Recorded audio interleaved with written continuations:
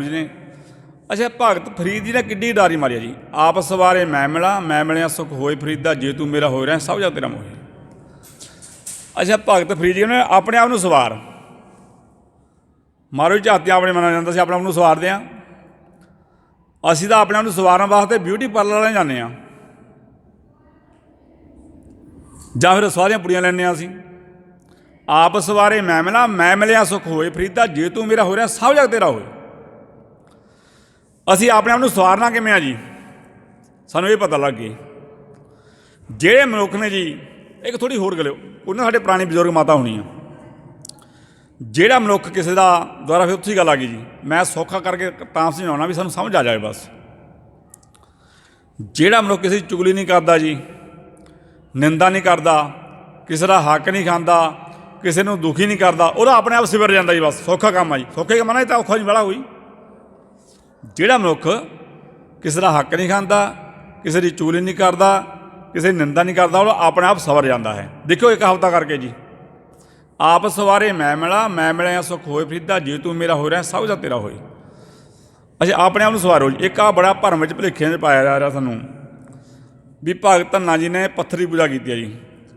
गुरु ग्रंथ साहिब की बाणी के मुताबिक जी 100% झूठा। पाथर ले पूजो मुगत गवार आओ ओ आप जाओ डुबे तुम काहे तारनहार। गुरु अर्जन देव जी जो मनुख पत्थर की पूजा करता भी पत्थर आप भी डुब जाता। पत्थर डुबदा ना अपने आप जी। जो मनुख पूजा वह भी डुबूगा जरूर। आप शब्द लीए जी। मेरी ये होंदा सुभाव भी गुरु ग्रंथ साहिब शब्द लैके ना आप व्याख्या करिए फिर पक्की मोहरा ना। इदा जो कोई कह सकता साखी सनाती को यह कोई नहीं कह सकता। गुरु अर्जन देव जी सुनाना करते आ गोविंद गोविंद नाम दियो मन लीना आठ दाम को छीपरो होयो लखीना बोना ताना त्याग के पी चन्न कबीरा नीच कुला जलहारा प्यो गुणी हीरा रविदास ढोवंता ढोरनी तिन त्यागी माया प्रगट होआ साध संगा दर्शन पाया सैन नाई बतकारीए ओ घर घर सुनिया हिरदे बसिया पारों भगतां मैं गणिया ये बिद सुन के जाटरो उठ भगती लागा मिले प्रताप गसियां तन्ना मडवागा। हुण सुनो जी व्याख्या शब्द आ जी गुरु अर्जन देव जी का। ये भगत नामदेव अद्धी कौडी का शिंबा जिहदी भगतां की गिणती होई जी। भगत कबीर जलाहा सबनूं पता आपां नूं बुणदा हुंदा सी। भगत कबीर गुणां नाल भर गया रब्बी सिधान अपना ले। हुण आ गई भगत रविदास जी की बारी। रविदास ढोवंता ढोरनी तिन त्यागी माया। भगत रविदास जी जुत्तियां गढ़दे ते किरत करदे। जिहड़ा कोई मेरे वाले जुत्ती घड़ाउण वास्ते आउंदा उहदा भी मन बिंध दिंदे जी। उहदा भी मन बंध दिंदे सन भगत रविदास जी। तो हुण इस तो बाद आ गई बारी भगत सैन जी की। सैन नाई बतकारीए ओ घर घर सुनिया हिरदे बसिया पारों भगतां मैं गणिया। भगत सैन जी की उपमा सुन के जो इधरों सुनेहे लाते सन। देखो जी गुरु ग्रंथ साहिब बने जानना कोई संबंध नहीं है। जो लिखा मैं वो व्याख्या कर रहा। भगत सैन जी ने जो कि लोगों ने भांडे धोंदे इधर उधर सुनेहे लाते जो उपमा सुनिया भगत धन्ना जट ने जी। ये बिद सुन के जाट रो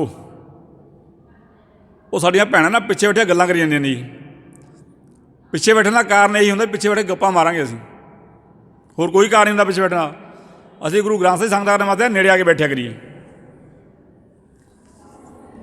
ये बिद सुन के जाट रो उठ भगती लागा मिले प्रताप गसइयां तन्ना बड़भागा।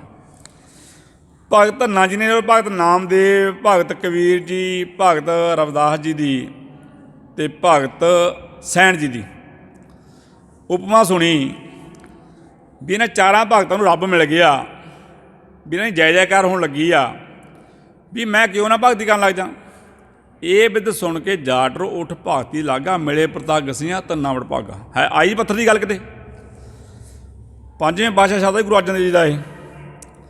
भगत धन्ना जी ने संत कह ली आप भगत नामदेव जी भगत कबीर भगत रविदास ते भगत सैन जी शब्द उसे ली सी रब्बी सिद्धांत रब्बी गुण अपनाए।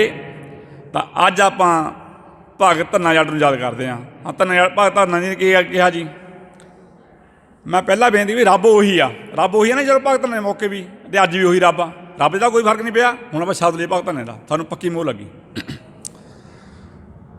ਗੋਪਾਲ ਤੇਰਾ ਆਰਤਾ, ਜੋ ਜਾਂ ਤੁਮਰੀ ਭਗਤ ਕਰਾਉਂਦੇ ਤਿੰਨ ਕੇ ਕਾ ਸਵਾਰਤਾ।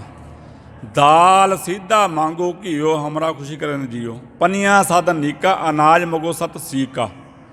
ਗਊ ਭੈਂਸ ਮੰਗੋ ਲਵੇਰੀ, ਇੱਕ ਤਾਜਨ ਤੁਰੀ ਚੰਗੇਰੀ।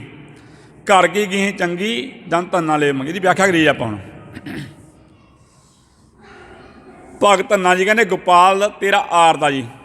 ਗੋਪਾਲ ਦਾ ਅਰਥ ਹੈ ਪਰਮਾਤਮਾ, ਅਤੇ ਆਰਤ ਦਾ ਅਰਥ ਹੈ ਮੰਗਤਾ।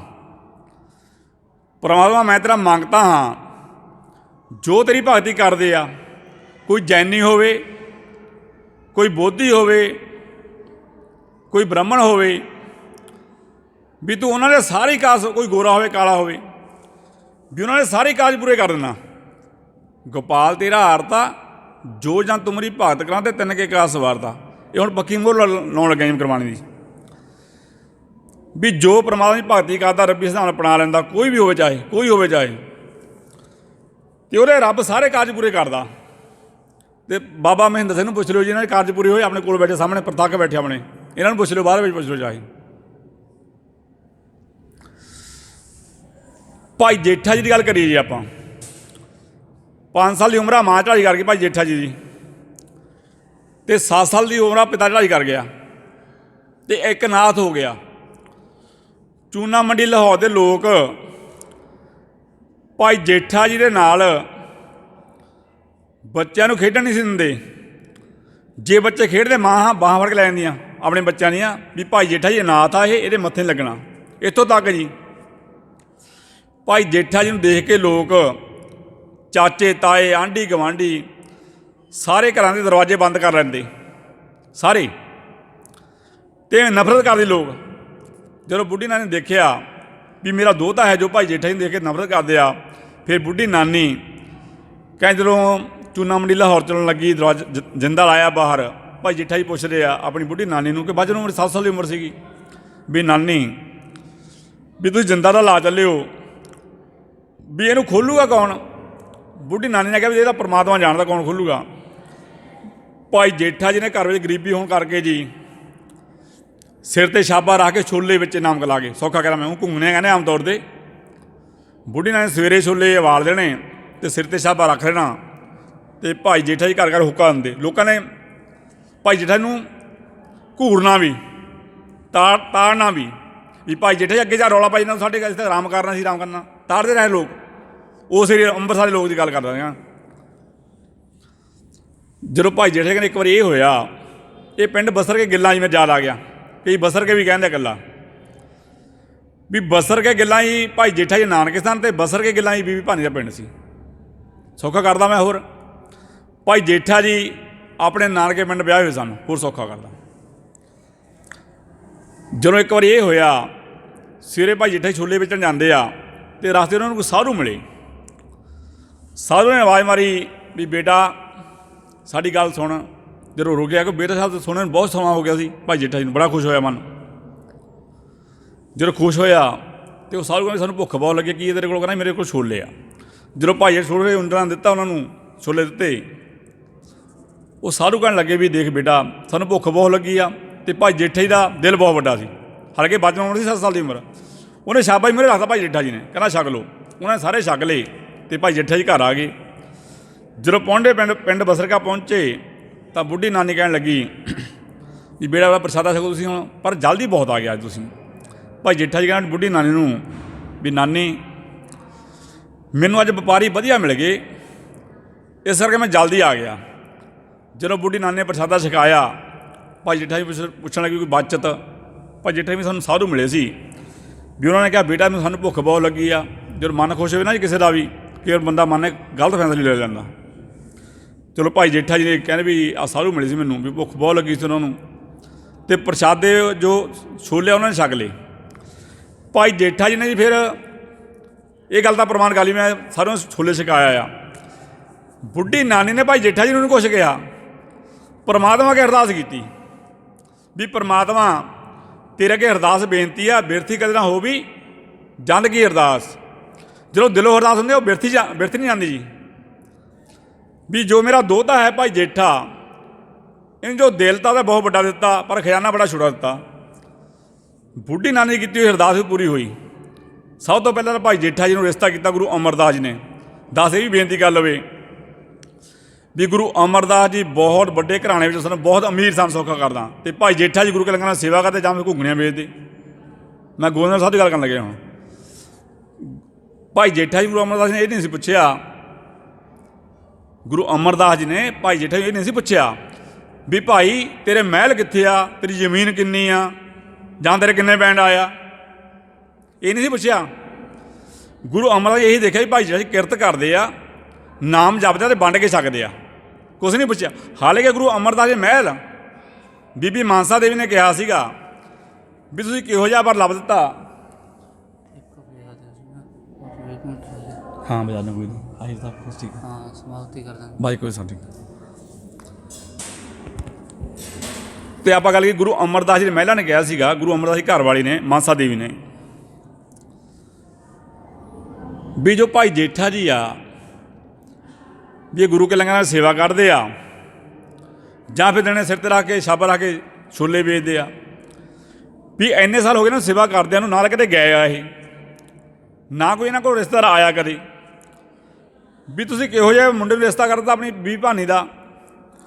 गुरु अमरदास जी कहते भी तुसीं कहा सीगा जदों भाई जेठा जी गुरु के लंगर सेवा करते आपां नूं इहो जिहा वर चाहीदा, भी इहो जिहा वर तां फिर यही आ, इहो जिहा वर तां फिर यही आ भाई जेठा जी हन। सब तो पहला बीबी भानी दा रिश्ता होया जी भाई जेठा जी नूं गुरु अमरदास जी की बेटी का।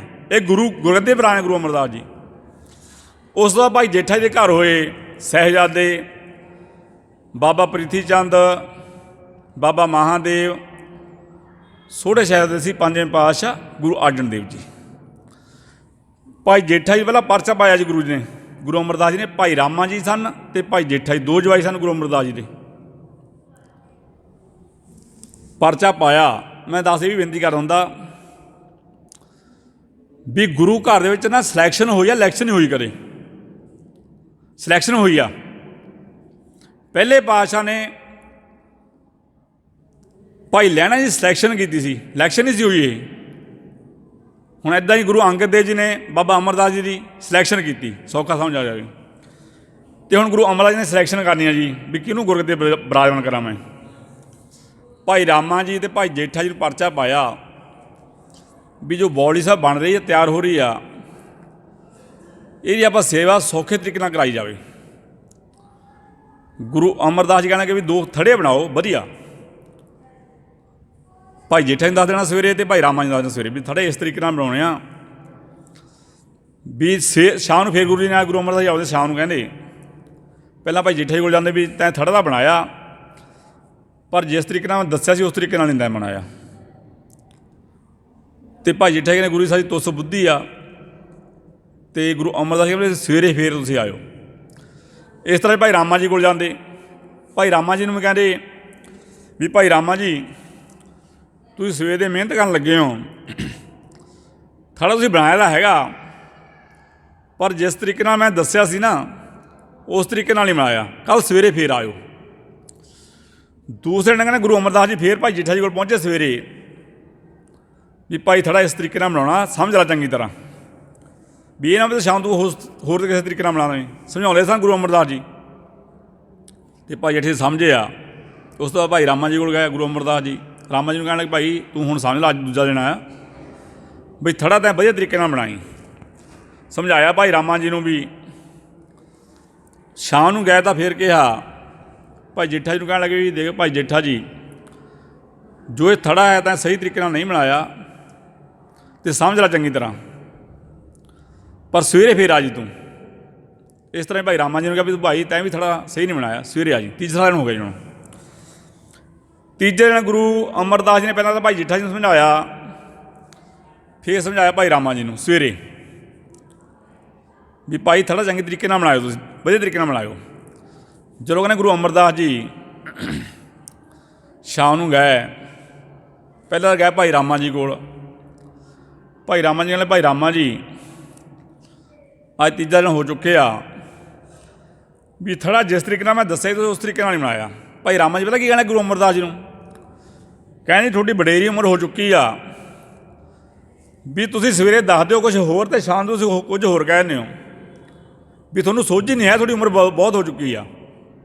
ਕਿਉਂਕਿ ਗੁਰੂ ਅਮਰਦਾਸ ਦੀ ਉਮਰ ਤਕਰੀਬਨ 92-93 ਸਾਲ ਦੀ ਸੀਗੀ ਜੀ ਜੋ ਜੋਤੀ ਸਮਾਇਆ। ਅੱਛਾ ਚਲੋ ਆਪਾਂ ਭਾਈ ਜੇਠਾ ਜੀ ਦੀ ਗੱਲ ਕਰੀਏ। ਗੁਰੂ ਅਮਰਦਾਸ ਜੀ ਆ ਭਾਈ ਜੇਠਾ ਜੀ ਨੂੰ ਕਹਿਣ ਲੱਗੇ, ਭਾਈ ਜੇਠਾ ਜੀ ਜੋ ਤੁਸੀਂ ਇਹ ਥੜਾ ਬਣਾਇਆ ਸਹੀ ਨਹੀਂ ਬਣਾਇਆ। ਭਾਈ ਜੇਠਾ ਜੀ ਕਹਿੰਦੇ ਗੁਰੂ ਜੀ ਸਾਡੀ ਤੁਸ ਬੁੱਧੀ ਆ, ਵੀ ਸਾਨੂੰ ਬੁੱਧੀ ਬਖਸ਼ੋ। ਇਸ ਪਰਜੇ ਵਿੱਚ ਭਾਈ ਜੇਠਾ ਜੀ ਪਾਸ ਹੋਏ। ਮੈਂ ਗੱਲ ਕੀਤੀ ਸੀ ਗੋਪਾਲ ਤੇਰਾ ਆਰਤਾ ਜੋ ਜਨ ਤੁਮਰੀ ਭਗਤ ਕਰਾਂ ਤੇ ਤਿੰਨ ਕੇ ਕਾ ਸਵਾਰਤਾ, ਵੀ ਜੋ ਪਰਮਾਤਮਾ ਦੀ ਭਗਤੀ ਕਰਦਾ ਕੋਈ ਹੋਵੇ, ਚਾਹੇ ਕੋਈ ਜੈਨੀ ਆ, ਕੋਈ ਇਸਲਾਮ ਵਾਲਾ, ਕੋਈ ਸਿੱਖ ਆ, ਕੋਈ ਫਕੀਰ ਆ, ਕੋਈ ਮੋਚੀ ਆ, ਉਹਦੇ ਸਾਰੇ ਪਰਮਾਤਮਾ ਕਾਰਜ ਪੂਰੇ ਕਰਦਾ। ਪਰਮਾਤਮਾ ਚਿਹਰਾ ਨਹੀਂ ਦੇਖਦਾ, ਮਹਿਲ ਦੇਖਦਾ, ਕੋਠੇ ਨਹੀਂ ਦੇਖਦਾ। ਪਰਮਾਤਮਾ ਦਿਲ ਦੇਖਦਾ ਜਾਂ ਮਨ ਦੇਖਦਾ, ਵੀ ਮਨ ਇਹਦਾ ਕਿੰਨਾ ਸਾਫ ਆ। ਭਾਈ ਜੇਠਾ ਜੀ ਦਾ ਮਨ ਨਿਰਮਲ ਸੀਗਾ। ਜਾਂ ਮਨ ਦੀ ਵੀ ਗੱਲ ਕਰਾਂਗੇ ਬਾਅਦ ਵਿੱਚ। ਭਾਈ ਜੇਠਾ ਜੀ ਨੂੰ ਫਿਰ ਗੁਰੂ ਅਮਰਦਾਸ ਜੀ ਨੇ ਜੋਤੀ ਜੋਤ ਸਮਾਉਣ ਤੋਂ ਪਹਿਲਾਂ ਚੌਥੇ ਪਾਤਸ਼ਾਹ ਗੁਰੂ ਰਾਮਦਾਸ ਜੀ ਬਣਾਇਆ। ਮੈਂ ਗੱਲ ਕੀਤੀ ਸੀ ਬਈ ਚੱਲੀ ਪੀੜੀ ਸੋਢੀਆਂ ਰੂਪ ਦਿਖਾਉਣ ਬਾਰੋ ਬਾਰੀ। ਭਾਈ ਜੇਠਾ ਜੀ ਗੁਰੂ ਰਾਮਦਾਸ ਜੀ ਬਣੇ, ਜਿਹਨੂੰ ਚੂਨਾ ਮੰਡੀ ਦੇ ਲਾਹੌਰ ਦੇਖ ਕੇ ਨਫ਼ਰਤ ਕਰਦੀ ਦਰਵਾਜ਼ੇ ਬੰਦ ਕਰ ਲੈਂਦੇ ਸੀ। 5 ਸਾਲ ਦੀ ਉਮਰ ਹੋਈ ਸੀ ਮਾਂ ਚੜ੍ਹਾਈ ਕਰ ਗਈ, 7 ਸਾਲ ਦੀ ਉਮਰ ਹੋਈ ਪਿਤਾ ਚੜ੍ਹਾਈ ਕਰ ਗਿਆ, ਜਿਹੜੇ ਅਨਾਥ ਸਨ। ਅੱਜ ਵੀ ਅਸੀਂ ਵੀ ਜੀ, ਪਹਿਲਾਂ ਵੀ ਗੱਲ ਕੀਤੀ, ਹੁਣ ਮੈਂ ਦੁਬਾਰਾ ਫੇਰ ਗੱਲ ਕਰਨ ਲੱਗਿਆ ਵੀ ਰੱਬ ਉਹੀ ਆ, ਰੱਬ ਦਾ ਸਿਧਾਂਤ ਉਹੀ ਆ, ਰੱਬ ਦੇ ਗੁਣ ਉਹੀ ਆ, ਅਸੀਂ ਬਦਲ ਗਏ ਬਸ। ਜੋ ਰੱਬ ਭਗਤ ਕਬੀਰ ਮੌਕੇ ਸੀ, ਭਗਤ ਰਵਿਦਾਸ ਜੀ ਮੌਕੇ ਸੀ, ਭਗਤ ਧੰਨਾ ਜੀ ਮੌਕੇ ਸੀ, ਜਾਂ ਗੁਰੂ ਨਾਨਕ ਜੀ ਮੌਕੇ ਸੀ, ਜੋ ਰੱਬ ਗੁਰੂ ਗੋਬਿੰਦ ਸਿੰਘ ਮੌਕੇ ਸੀ, ਜਾਂ ਭਾਈ ਮਨੀ ਸਿੰਘ ਮੌਕੇ ਸੀ, ਬੰਦਾ ਸਿੰਘ ਬਹਾਦਰ ਮੌਕੇ ਸੀ, ਜੋ ਰੱਬ ਸੰਤ ਜਰਨੈਲ ਸਿੰਘ ਭਿੰਡਰਾਂ ਵਾਲੇ ਮੌਕੇ ਸੀ, ਜੋ ਰੱਬ ਸੰਤ ਬਾਬਾ ਨਰਾਇਣ ਸਿੰਘ ਜੀ ਮੂਨੀ ਮੌਕੇ ਸੀ, ਉਹੀ ਰੱਬ ਅੱਜ ਆ। ਅਸੀਂ ਗੁਰਬਾਣੀ ਪੜ੍ਹੀਏ, ਗੁਰਬਾਣੀ ਸਾਰਾ ਆਪਣੇ ਮਨ ਨੂੰ ਚਲਾਈਏ ਜੀ। ਹੁਣ ਆਪਾਂ ਗੱਲ ਕਰਦੇ ਹਾਂ